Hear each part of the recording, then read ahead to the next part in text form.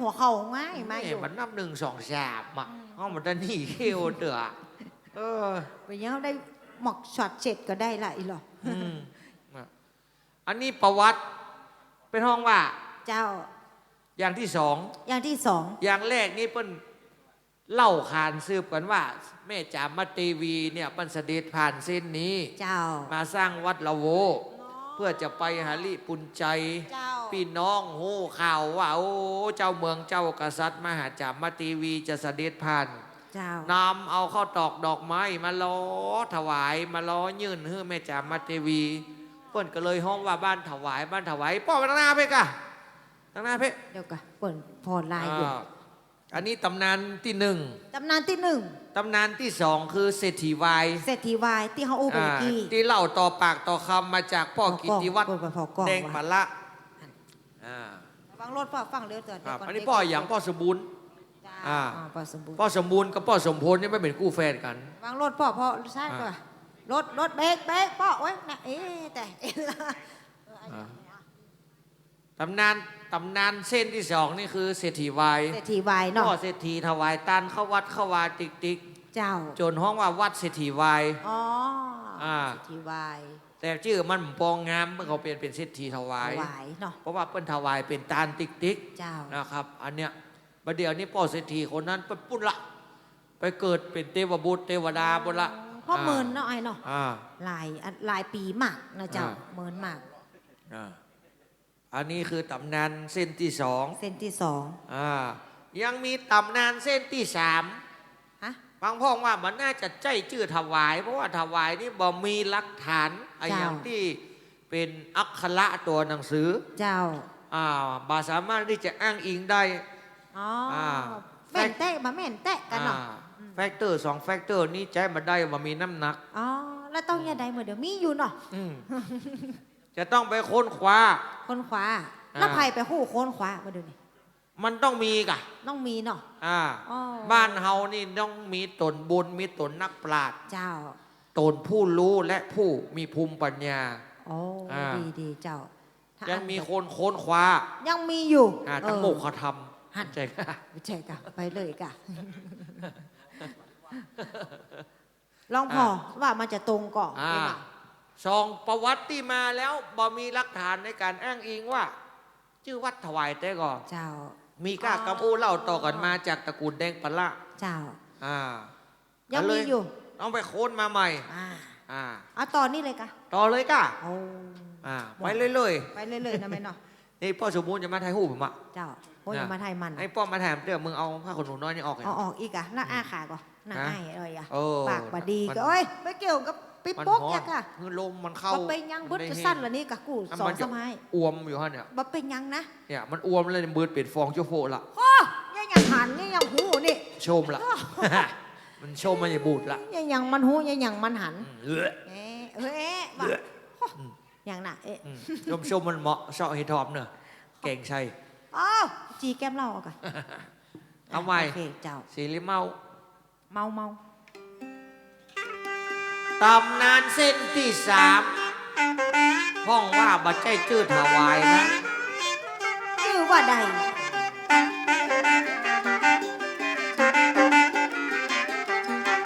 อันที่ว่าชื่อว่าถวายเพราะว่าตะก่อนเปิ้นถวายดอกไม้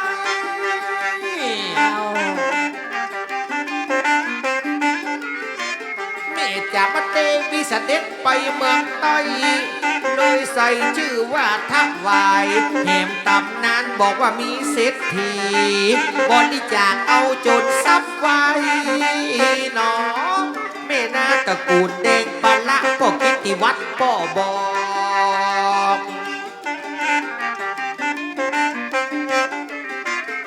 ตำนานอย่างที่3เปิ้นเล่าลือก่อนกำสอนเวียนจะปะเต้นเข้าต่อท่านพระครูเปิ้นได้เล่าบอกอย่างที่3ก็ตำนานจากเก่านอนไปโคตรพอยังหอดไปปะบันทึกการอ่านจะบนประเด็นที่3จะได้เล่าขาตำนานว่าตำนานอย่างที่3เนี่ยพระอธิการสรพงษ์เนี่ยเป็นคนค้นพบ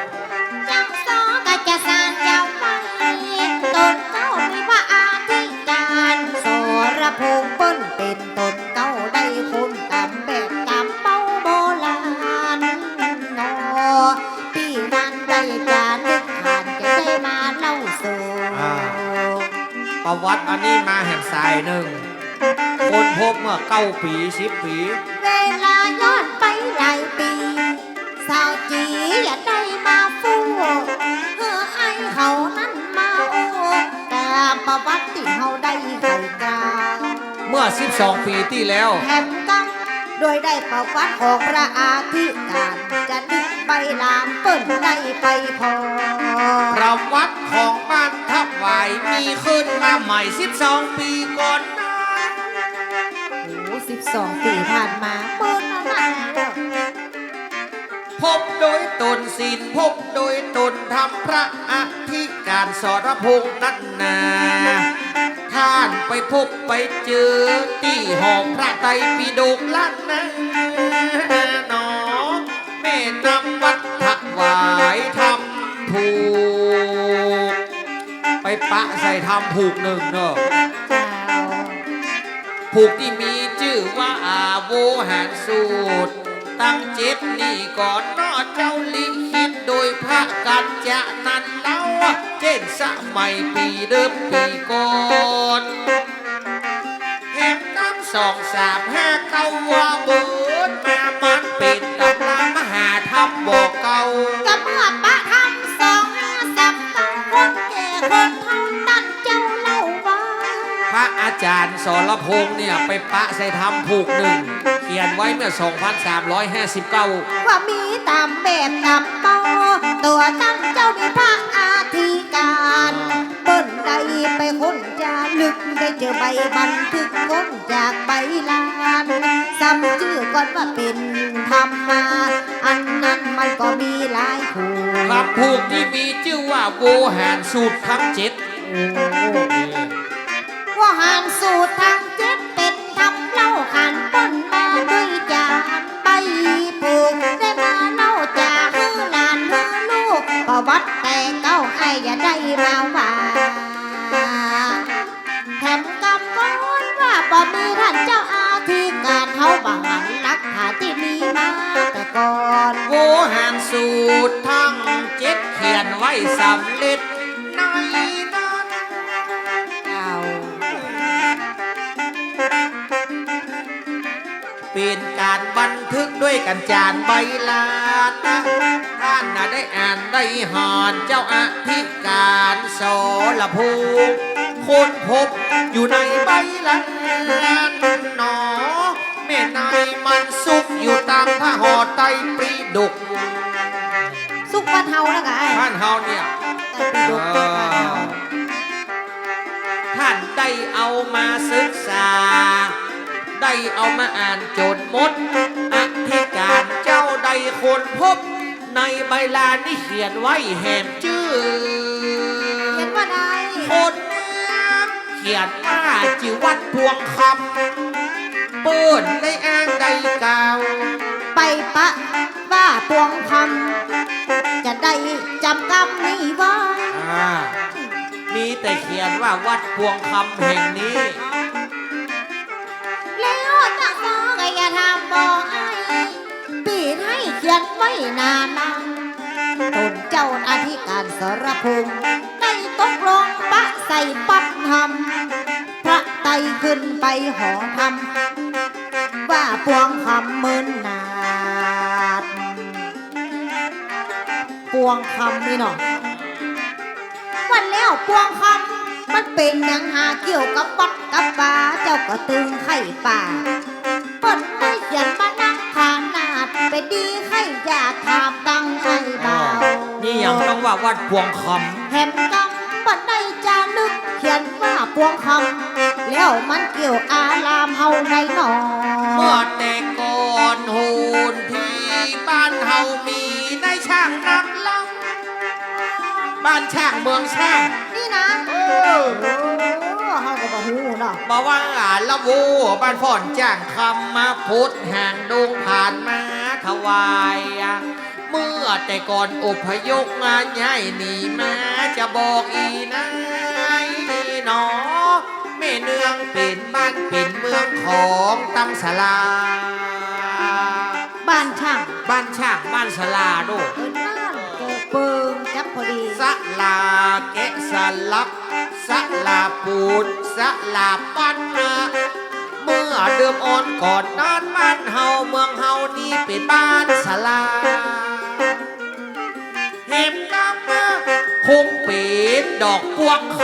ำที่เปิ้นแปลงไว้แต่ก่อน บ้านเขาเป็นสลาพวงคำแบ่งบ้านแบ่งคำมันก็ดีแล้ว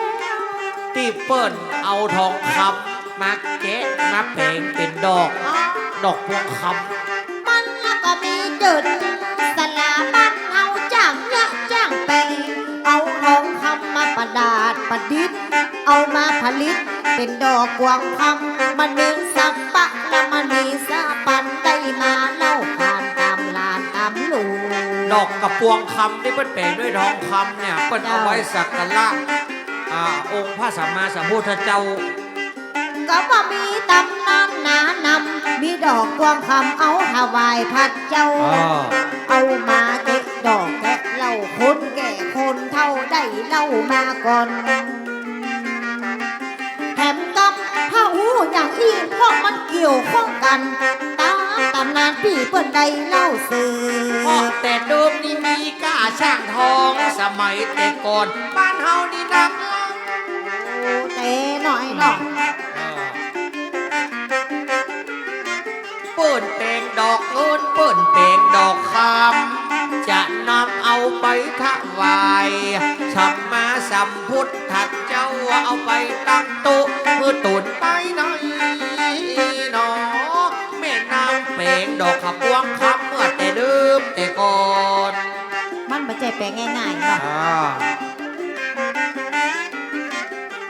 เมื่อแต่ก่อนอพยพกันมามีกานายช่างเช่นปอเมาะแม่มอน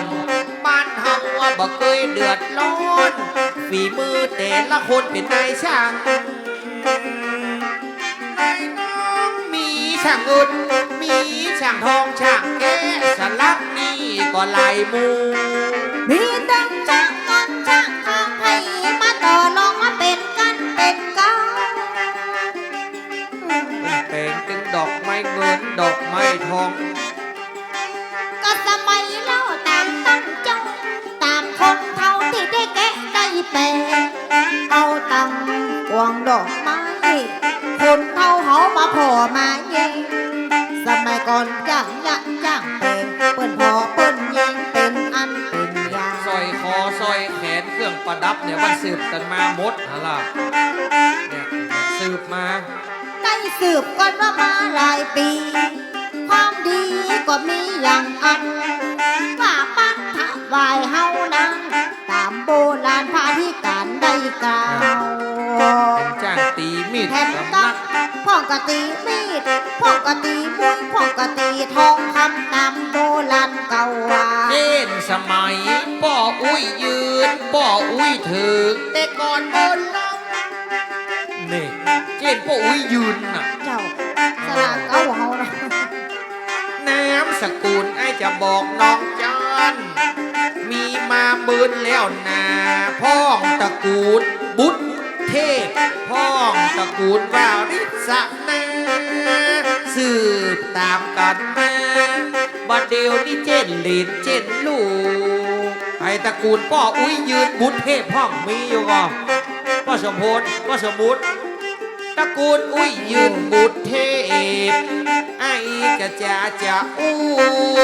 มาถามแล้วก็ตึงบ่ฮู้ป้ออุ้ยถึงนี่ลูกหลานจะมีก่อ หลายปีแล้วนะ มนมาอันนี้ตระกูลนะลิศนาเมินมาแต่เดิมแต่เก่า ว่าป้าอ้อยจากนักสกุลนิสานาสืบลูกเต้าบุตรดาคงอย่ามีหลายล้าน เนี่ยปรับเปลี่ยนตามยุคตามสมัยจนเป็นช่างแกะสลักมาเดียวเนี่ย แม่ได้มาเมินหลายอย่างอันสมัยก่อนนั้นได้สร้างได้เป็นสืบกันมาแผ่วเต้าแผ่วลูกประเดี๋ยวได้แปลงสลักแผ่วกำแปลงสลักตั้งไม่ต่อได้พอตั้งได้ก็งามขนาด โต๊ะตั้ง แปลงชงเพียต่างประเทศปุ่น ได้สืบตั้งลูกตั้งหลาน ทองคำอันนี้ก็แสนวิเศษมาเดียวแกะไม่ส่งนอกประเทศเปิกบ้านเท่าใบเฮามีชื่อเสียงดังทั่วนอนะไปตั้งใดก็มาบ้านพระใบมาพอลวดลายงามเป็นยะเป็นยาม อันนี้คือตำนานอันที่สามที่ถูกค้นพบโดยพระอาจารย์สรพงษ์สุธรรมโมเมื่อ10 กว่าปีที่แล้วบังเอิญไปพอในหอพระไตรปิฎกไปปะใส่ธรรมผูกหนึ่งธรรมผูกนั้นชื่อว่าโวหารสูตรตั้ง7ลิขิตหรือเขียนหรือกัจจานใบลานโดยพระกัญจะ เมื่อปศ2359เก่านักเกเนอทำผูกนี้นะเจ้าเปิ้นจานใบลานไว้เจ้าท่านพระอาจารย์ก็ต้องเอามาแกะมันเป็นตัวเมืองเจ้าตัวเมืองเนี่ยมันบ่เหมือนตัวไทยตัวเมืองเนี่ยมันเป็นกะคะงะจะชะยะปะพาปะพมะเจ้าอีอูเอโอเจ้าแล้วกำไทยมันแถมอย่างเนาะกำไทยมันก็กะขอควายเจ้าหลายอย่างท่านก็เอามาแกะตัวหนังสือเมืองที่จานลงในใบลานนั้นเจ้ามีหลายคำที่กล่าวอ้างว่าวัดนี้คือถวายปวงคำอย่างบางคำนี่เปิ้นได้เขียนว่าจันตะลังสีพี่คุลิขิตยามอยู่สถิตสำลานบ้านถวายวัดปวงคำแคว้นเมตตาจ้างเมืองเจียงใหม่หนทักษิณนะอะไรใช้คำว่าปวงคำปางเมื่ออยู่วัดถวายอุปัฏฐาครูบาจิมตนชื่อว่าทิตะละวัดโสแลอันนี้เขียนว่าวัดถวายอุปัฏฐาอันนี้ข้าชื่อว่าพระขนานกัญจะเป็นผู้ลิขิตฮื้นแล้วบุพเจตนาปางเมื่ออยู่วัดบ้านปวงคำปางด้วยวันว่าเปิดว่าวัดปวงคำปางเจ้าสมัยแต่ก่อนนี่ต้องเป็นป่าเป็นเราแม่นคนเดียวนะเปิ้นใจกรรมบ่เหมือนกันแต่ว่าเจ้าเนี่ยอย่างเนี่ยเปิ้นบอกว่าข้าเนี่ยพระขนานกัญจะเนี่ยผู้ลิขิตผู้เขียนเนี่ยเจ้าเขียนฮื้นแล้วตามเจตนาเมื่อมาอยู่วัดบ้านปวงคำปางเมื่ออุปถากครูบาเจ้าทิตะละวังโสเจ้าอันนี้เป็นใจคำว่าบ้านปวงคำปางปวงคำแต่แห่งบทความนี้บอกว่าอยู่สถิตสำลานบ้านถวายวัดปวงคำนะปวงคำตัวก้นมาถวายน้ำหน้าไอ้เนาะก็สืบเพราะว่าถวายนี่เป็นบ้านช่างเจ้าช่างตีมีดเป่งมีดเป่งจอบเป่งเสียมเจ้าแล้วก็อย่างน่ะเป่งแผวเครื่องประดับประดาเป่งแผวดอกเงินดอกคำที่เอาไปไว้อย่างวัดอย่างวาถวายสัมมาสัมพุทธเจ้าบัดเดี๋ยวนี้ใครจะซื้อก็จะมาซื้อกันที่นี่แม่นก็พัฒนากันไปเรื่อยๆถ้าเป็นเล็กเป็นไม้แปลงทุกสิ่งทุกอย่างคนเจนนั้นเปิ้นถ่ายทอดฝีมือมาให้ตังอุ้ยหมื่นบุตรดวงติบอุ้ยยืนอุ้ยถึงเนี่ยตอนนี้ก็ต้องมีอยู่ละลูกหลานตระกูลบุตรเทพเจ้าตระกูลอีกอะริศนาอีกอะริศนาอีกอะริศนาริศนาปริศกะปริศนากะแม่ลิศนามีนักอยู่กับลิศนานี่ลิศนากับมีนักอยู่แสดงว่า10 ปลายมาได้หรอ10 ปลายปีมาได้ลูกหลานอุ้ยถึงเนาะเจ้าโอ้นี่อันนี้สืบมาสืบช่างมาแบ่งดอกเงินดอกทองดอกคำเนี่ยดอกทอง10 เบอร์บัจเจตเลยดอกงามกะขับปวงคำขับปวงคำเจ้า10 ปลายปีภาษาน้องดอกทองก็นี่กะน้องบอกชอบจะได้ทองคือคำทองคือคำน้องดอกคำกันได้เหรอเจ้าครับ ดอกฝ้ายอ่ะ กำเมืองว่าขปวงคำ อ๋อขปวง ข คำ ปวงคำดอกแก้วงามยิ่งแล้ว เจ้า แม่นางเหย อันนี้ประวัติเส้นที่สาม เส้นที่สาม มีการอ้างอิงมีหลักฐานอ้างอิงเป็นทำใบลาน เจ้า อันนี้น่าเชื่อถือ โอ้ นะครับค้นพบโดยพระอธิการสรพงษ์สุธรรมโมของเรา เจ้า เพราะฉะนั้นกัดใจได้ถึงสองอย่าง เจ้า เพราะว่าในใบลานเนี่ยกล่าวถึงว่าตึงถวายและตึงปวงค เจ้า ำถวายปวงค อ้าว ำ จับพอดีเนาะ จับพอดี เจ้า ครับ แต่บ้านเศรษฐีวายนะอำเป็นเรื่องเล่า เป็นเรื่องเล่าไว้ สืบกันมา เจ้า หรือแม้แต่การนำถวายดอกไม้แก่พระนางจามเทวี อันนั้นก็เป็นเรื่องเล่าสืบกันมา เจ้า ครับอันนี้ตามตำนานบะเก่า แม่ มันเล่าบอกกันไว้ เจ้า เนาะกี่โมงแล้วประเดี๋ยวเนี่ย ตอนนี้กี่โมงแล้วเจ้าปี ฮะเขากินขนมเส้นแล้วบอ เดี๋ยวกะหน่อยวะ ฮะ ต้องห้องแล้ววะจังปี จ้ะ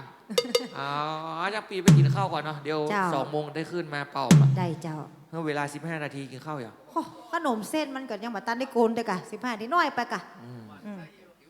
อืม เอาเปลี่ยนเป็นสตริงเนาะ เจ้า ครับ สบายเฮ้ยจุ่มนี่ เอา ไป เป็น กินขนมเส้นก่อนเลย ทำนองเอาเป็นทำนองอะไรอย่างน่ะ เบาๆหน่อยเนาะ พวงดอกไม้เบ่งบานสลอนอ่ะ เจ้าอย่างน่ะว่า ปันฝ้าย ว่าไปเลย โอ้โหจักเตรียมพร้อมอ่ะ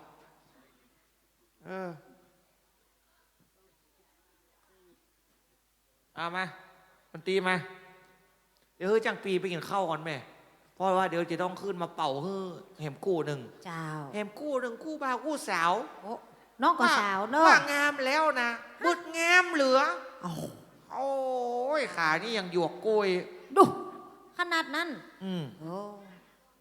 งามขนาด เจ้าไผ่ แล้วกับกู้ทองประจายเปิ่นโถอีแม่ อันเนี่ยหยัง ยังพระเอกเกาหลีอะ ดูอูอีแม่กับใครลูกไปไหนละก้า พี่รอพ่อเนอะ อ่ะ พ่อเถอะแล้วจะไปฮักเมาเนอะ อัน ฮัลโหลเวลคัมทูทวาย เห็นแล้วโอ้จังเลยเม็ดเว้ย เอาลาเต้นเลยลูก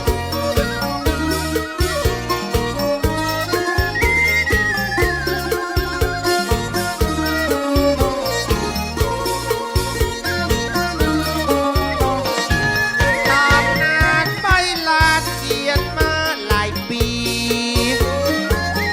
โดดดีองค์ดีได้เอาออกมาแจ้งบนเขียนเอาไว้เมตตาบ่เม่นพระอธิการเอามาแจ้งบอกมาเมื่อแต่เดิมแต่ก่อนนั้นได้มีผู้เขียนกล่าวอ้างเอิ้นวัดเฮาเอิ้นว่าวัดพวงคำโอละนอเดิมก่อนนั้น สมัยก่อนนั้นหลายกว่าปลายปีไม่เจอเรื่องก็ดีมีมาอย่างอันข้าพัดพวงคำถวายนี่นั้นสมัยก่อนนั้นชื่อเสียงเลี้ยงใหญ่อย่างสองคนจะได้เล่าขยายว่ากันไปเนื้อนายอย่างที่ประวัติบ่มีเป็นจะได้กันลำ กันเลยใส่ชื่อว่าวัดถวายตามบรรยายไปลานได้อ้างสืบตามกันมาเบิดเจ็ดลำจนถึงว่าปัจจุบันเห็นสมัยอุ้ยดิบอุ้ยถึงเก่ากัน สมัยตั้งป่อบุญยืนป่อเจ้าตระกูลบุญเทพนั่นเราเช่นสมัยตระกูลลิศนา ว่าเป็นสมัยตั้งอุ้ยบุญเ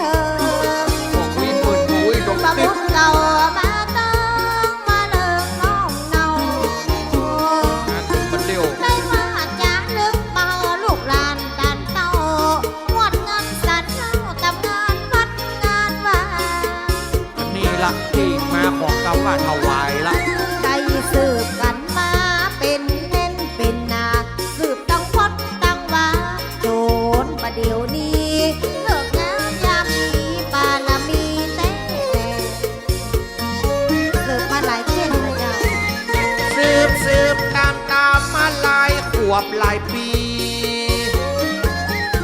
ประวัติเฮามีเดิมอ่อนต่อเจ้าเจ็ดมาถึงยังลูกยังเจ้าเต้ามาถึงตั้งป่อนานคำมุน ก่อนนะมอง ลูกหลานตานเต้าก็ช่วยสนับสนุนควงแก้วควงบุญอารามเบ่งบอยมันพอมันงามกับป่อนานป่อน้อยป่อนานคำมุนน้ำสกุลบุญชัย ก่อนนานขมูลนาบุญป่อลาย ส่งไม้ต่อให้ป่อนานคำมุน มาโบดมาพายขมูลป่อเจ้า ช่วยงานพระอธิการ ให้เสิร์ฟกันมาเต้นตามแบบเป่าดูแลบ่เฝ้าอันใด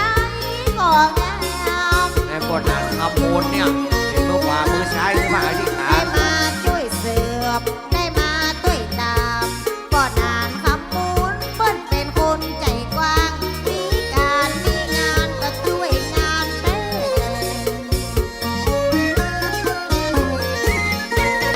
บ้านกับวัดจำเป็นต้องช่วยกัน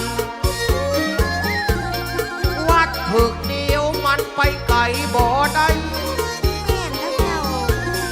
วัดเฮาดีบ้านเฮาก็จะใหญ่บ้านเฮาจะสดใสก็ต้องได้วัดดีงามถ้าเป็นตั้งนอกต้องช่วยกันเบกกันแฮมต้องอาศัยตั้งป่อผู้ใหญ่บ้าน ผู้ใหญ่สวัสดิ์นามสกุลพันธุ์ผู้สาดโอละนอปลายนอกช่วยกันกำ จังหวัดหลวงสวัสดิ์เปิ้นก็ช่วยกอดยา ต้องช่วยกัน ให้งานวัดงานว่าเป็นพ่อหลวงบ้านก็ยังมีพ่อหลวงสวัสดิ์นี่นั่นดูแลแต่งานวัดงานว่ามาช่วยกันจักมาช่วยกันยางานวัดงานว่าอันใดก็กว้างเพราะว่ามีผู้นำบ้านเฮาเก่งแรง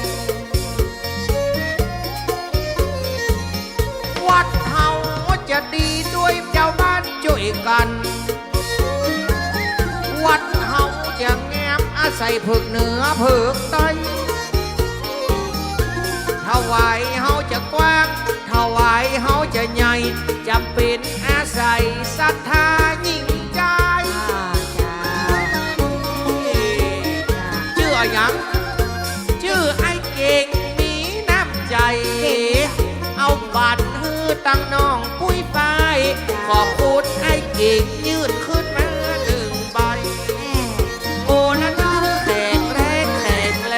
ง ว่าเฮอน้องเก่งว่าแข็งแรงสุขสันต์ น้องเก่งปัดมาละ มีเงินมีคำแข็งแรงตัวหนา สร้างบุญไว้ปลายตี เอามาปั่น เอาไว้กินจัดหน้า ตั้งลุงนาอย่าได้ตกต่ำจ้าสุขภาพแข็งแรง บุญใครทำใครได้บุญไม่มีขาย มาช่วยกันจัดและมาช่วยกันแกงคือมีบ่ามีแหงตุนก่อนห่วมนาสุขขีดีกาปาละมีพ่อคุมสุขภาพแข็งแรงเด้อ กินตานมันตึงบ่หายไปไหน มันไปไหน เอา เจ้า เป็นสร้างไว้อย่างใดมันจะสายมาอย่างนั้น เจ้า พอดตัวอย่างน้องเก่งนี่มันกินมันตานจะมีกระโจกใจดีเปิดว่าจะได้เป็นสักเป็นสีเป่งว่าบ้านละมีคนเมตตาตัวบ้าน เพราะว่าน้องเก่งนี่หุงกินหุงตานโอละน้องก็ได้มาคนใบ กินนานบ้านเฮามีความสุขสมหวังมันถวายพวงคำม่วนงันแต่เจ้า ไปแลกแห้งมา มีการมีงานเอามาสู่กันเจ้าขอขอบคุณเจ้าแผ่วล้างวิล้างวัน ถ้าปุ๋ยฝ้ายใครได้ไปขอน้ำปอดสมบูรณ์ อ วดสุดคน วันนี้บ้านเฮาก็ได้มาช่วยกันสดับรับฟังกับตัวน้องลาที่พ่อเขายังว่าไม้บุญกล้วยคอแนมแล้วก็มารอบสองแล้วนะ มันว่าตำรวจขี้คูคุณครูขี้โคขี้หมูจ้างโซไปขี้ไว้หลายบ้าน ที่ไหนตางคนนี้นะ น้องเก่งเมตตาจากโซนั่งหานเลยจกเอามาปัดเป็นรางวัลหนึ่งใบแม่อุ้ยแม่มอนก็ตึงบักเบ่งใจไกลเงินนักเงินหลายจะปานเฮือนหลานน้อยโซ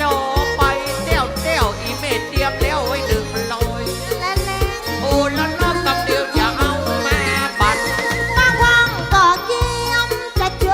กกระเป๋าจะเอามาให้หลานสาวอีน้องปุ้ยฝ่ายถ้าอย่าเอาไปฝากถ้าวัดก็อายจะเอาฝากใครในกังลังวีล่างวันจะเก็บสตางค์เอาไปฝากไหนกัน เป็นดีหมวนงันกินตามบอดใบสุกยายสุกใจเนื้อนายพี่น้อง บ้านถวายได้สืบตามถึงเช่นป่อนนานอาจารย์คนเทาประเดี๋ยวถึงสมัยป่อหลวงสวัสดิ์นั้นเล่าถึงสมัยผู้ช่วยอันนั้น ผู้ช่วยประพัดโปธาต้องช่วยกันวัดมาอารามของพี่น้องเจ้าบ้าน ผู้ช่วยประดิษฐ์ต้องมาช่วยกันกำโอละโนจะไปละบินหา ตั้งผู้ช่วยประดิษฐ์ผู้ช่วยอานันต์ตัวต่าง สืบไม่ต่อ มา ละ ช่วยการช่วยงานของผู้ใหญ่บ้า อันนี้ น เนาะมันเต็มถุงมันต้องแง้งเนาะ บ้านเฮากินข้าวกินน้ำมีผู้ช่วยประดิษฐ์แล้วผู้ช่วยอานันต์อ๋อไอ้หนูเนี่ยมาหน้าห้างหน้าจังไอ้ละว่า เต็ม เอ้ ถุ ย งแล้วไปแง้ง ก่อนได้รางวัลเฮาเอามาหารกัน คือมวดฮื้องัน มันจะเต็มกอดเจ้าแล้วว่าหมู่เฮาใครจะใส่กระเป๋าน้องไทยแน่นอนน้องไทย สืบมาเจ็ดลูกมันสืบมาเจ็ดหลาน มาน้องเก่งไว้นะนี่ก็น้อง เมื่ออดีตการเปิ้นได้เปลงได้สร้าง ละขี้ตีนขี้มือ เอาไว้นักล้ำพออันใดก็งามพออันใดก็ดี การถวายนี่ผ่านมาหลายปีเปลงไว้ตึงหลังตึงหน้าบัดเดียวเปิ้นจะสืบจัดกดตั้งศาลา โอ้ละนะพระเจ้าเก่าตื่น เปิดไล่มา จะ เสิ เปลงไหม ร์ฟเปิดไล่มาตาม พ่อสมบูรณ์จะเปลงไหมอย่างศาลาเนี่ย องค์คำตั้งบ้าน ศาลานี่เปลงไหมอ่ะ จะเปลง เปิด ไหม ไล่ช่วยเสิร์ฟเปิดได้ช่วยสร้างร่วมแบ่งเงินคำสร้างวัดแบ่งว่า เปลงไว้สมัยพระครูบาเจ้าโสุภา มา ล่ะ ช่วยกันตุ้มมาช่วยกันสาสมัยพระเจ้าโสภาเปิดมาอย่างดีด้วยบารมีเปิดได้สร้างแห่งไว้ สมัยครูบาเป้าล่ะเนาะ เมื่อนั้น บัดเดียวจะสร้างบัดเดียวจะเปลงช่วยกันหอมคำแดงเปลงใหม่ก็ได้ สมัยครูบาเป้าเปลงไว้ จะสืบจะถอนทำพิธีแต่เจ้าน่ะสืบถอนนะเพราะมันเปลงไว้มาเมินหลายปีโดดดีองค์ดี แต่ก่อนนอเจ้าอินสมัยครูบาเป้าลื่นเจ้าครูบาสู่พา ว่าครูบาเป้าเจ้าโต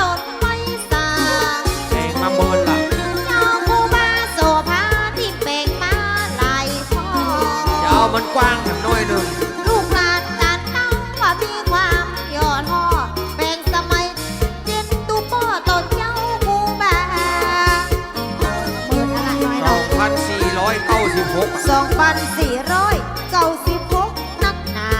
สร้างวัดแบ่งบ้านเปิดมาอย่างอีบางห้องมันโก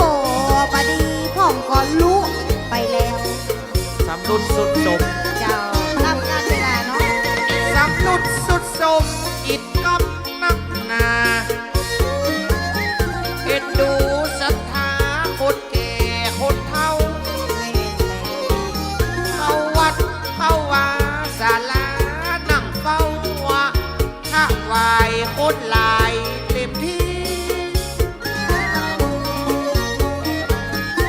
ก็เหมอย่างหนึ่งเปกมาเบิ้ลหลายปีตั้งดังก็บดีครูบาเป้าได้สร้างเลยสืบเลยถอนทำพิธีก่อนนั้นโอ้แล้วน้อยจะเปกมาแหมใหม่ เปิดได้ไปเสิร์ฟเปิดได้ไปทอด เรียบร้อยนะเจ้าดิ ไปสร้างบ้าวศาสนาเจ้า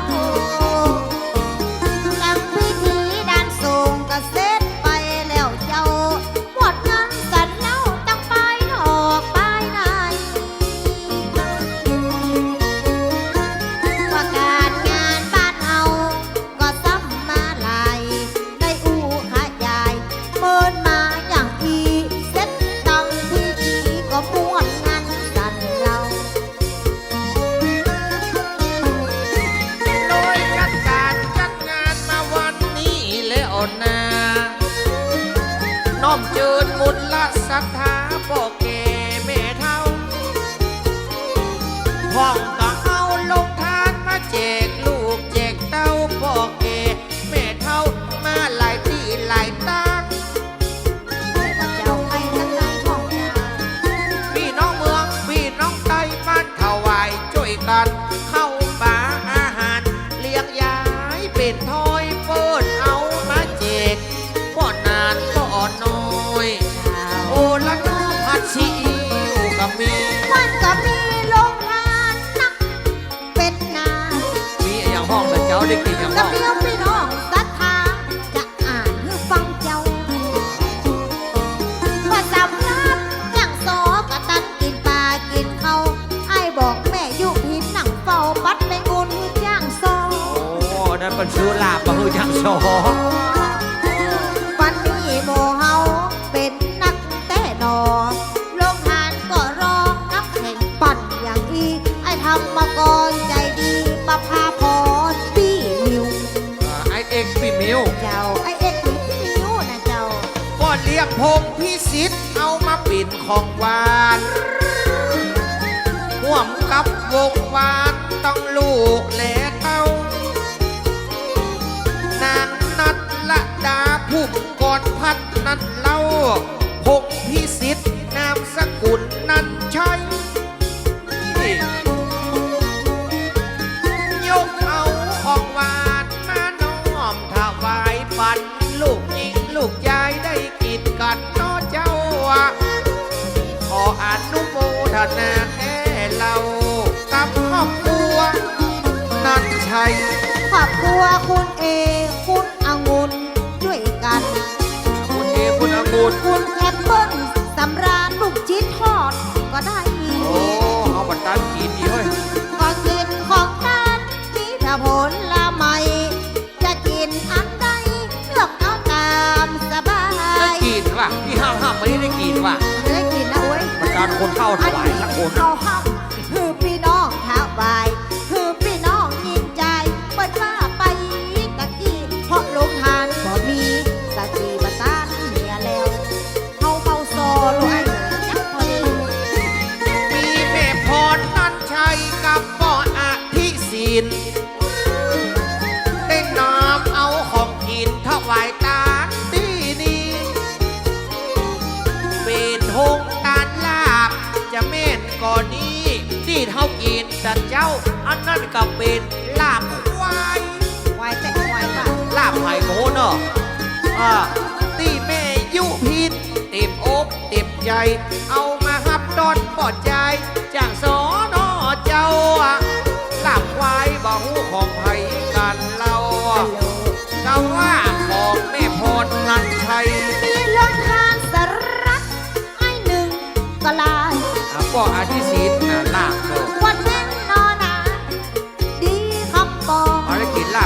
กินเนอะลากแม่พรไม่ได้กินเนาะ พี่ตายมาได้แต่นอตึงแม่ตึงปอปันนี้มากมายคุณได้กินแน่นอน น้ำแข็งเก็ดหิมะจะนักกันลาย จิตราน้องนายปีเต้าหวยอย่างอีเต้าหวยใจดีคือเป็นเศรษฐีร้อยล้าน โอ้ปีเต้าหวยน้ำแข็งเก็ดหิมะ หิมะ โอ้หิมะ ปากปดี โพดไว้แผ่วดึงเข้าซอยเหลือง ตอนหนังสือจัดใหญ่นะ ต่างบ้านต่างเมืองเอามาฮับจน เจ้า บัดใจภายในปิดใจพี่ใส่น้อง เข้าซอยล้ำๆของพี่น้องใต้เปิดโอนมานักน้ำมาถวายเป็นสายทานน้ำใจใหญ่กว้างเอามาปิดหงตาคือล้ำเมืองลำเข้าซอยของพี่น้องใต้ ลองทานเข้ากับว่าสมแม่บัวเขียว อันนี้เขาขอตันกินเขาความ คุ เขา ณ เกิ ร้อ ด งติดคนเดียวก็มาตานพี่เจ้า พ่อสมพลยังบอกเบ่งไว้เป็นตอน แม่ ไม่บ่าย อุ้ย พ่อ กินถั่วนายแต่เรา เออ พร้อมลูกหลานกันเน่าก็มาเลี้ยงโรงตาล มา11 โมงเดียวน่ะเสียงเราเสียงเลยเนี่ยไม่ได้เอาหิวแล้วเนี่ย วันเดียวพี่น้อง มีเหรอ คนมาบ้วนจากกันแม่บวชเฉียนคนงามอันอย่างทีคนก็เติงใจดีมีแถวน้ำส้มพัน แม่บดจีนไว้แม่บดจัน กินกันจานมาเดี๋ยวนี้มาถึงไม่กินไม่จานไม่รวมกันแล้ว ขนมคุกกี้ย่างซอบันได้กิน โอ้ยจะไม่กินอยากกินก็ต้องเลือกมัน ปุยไฟบันได้จีบสักหน่อย หัวน่ะเดือดร้อนเอาชื่อคนมานะ แต่ว่าหกการคุกกี้หมดไปเรียบร้อยของแม่เพชรพักเปิดได้นำมา แม่เพชรพักวิริยะนามสกุลนั้นนาได้น้อมนำมาเอาเลี้ยงเพื่อเจ้าบ้านเป็นหงทานคุกกี้บัดตึงจากชอบนหานโอ้ละน้อเอาบัดดันครับครับ โอ้จัดลำจัดลำผมไม่ได้ กัน เฮ้ย ก็ลาย บัดตั้ง ว่าพี่นุ้ยน้อนาย อันนี้เลี้ยงป่าเลี้ยงเขา อ๋อเนอะตัดเชื่อไฟเอามือจากชอคนร้อย ว่า เนาะ เป็นเรื่องทานเลี้ยงป่าเลี้ยงเขาขอขอบคุณเจ้ากินม่วนแต่งดา อันนี้มันได้ชอมาได้นะห้ามมือผีเสวัสดิ์เสวามันได้โจทย์ไปหมดเนาะ เปิดได้มาอู้เปิดได้มาจ่าให้กันแถวกาบ่พอบ่ตุย รวมถึงสองคนและไอ้กันพี่หนึ่ง ให้กันพี่น้อย ดาว มีข้าวนมเส้นของแม่ผ่องสี มันก็ต้องลูกคอกัน อ๋อแม่พานี้มาเป็นผู้เฝ้า แค่สี่ก็พอมันต้องยาวสี่ มีแม่ผ่องสีกาวิละนันเล่ามาช่วยกันกับแม่พานี้ มันต้องหลักเสียงลูกคอ อ๋อ มัน ไม่ ต้ ต้ อ อง งเอาลูกคอนะวันนี้การดื่มสมสักสีมาตานขนมเส้นดึงน้ำยิ้วน้ำยาดึงบัลละลิงเวนแม่พานี้นี่นามสกุลรักชน คุณนั้นทันนัดจะเล่าจากยา